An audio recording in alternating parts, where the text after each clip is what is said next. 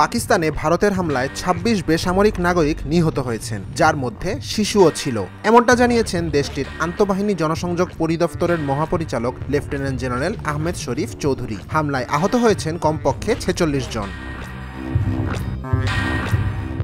সংবাদ সম্মেলনে সেনাবাহিনীর মুখপাত্র জানান, ভারতের নৃশংস ও কাপুরুষোচিত হামলায় নিহতের সংখ্যা বেড়ে ২৬ জনে দাঁড়িয়েছে। এ ঘটনায় আহত হয়েছেন ৪৬ জন।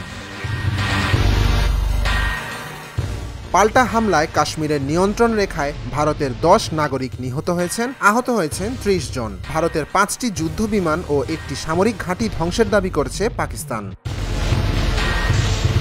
পাকিস্তানে ভারতের এই অতর্কিত হামলাটি লজ্জাজনক বলে অভিহিত করেছেন মার্কিন প্রেসিডেন্ট ডোনাল্ড ট্রাম্প। অন্যদিকে উদ্বেগ প্রকাশ করেছেন জাতিসংঘের মহাসচিব আন্তোনিও গুতেরেস।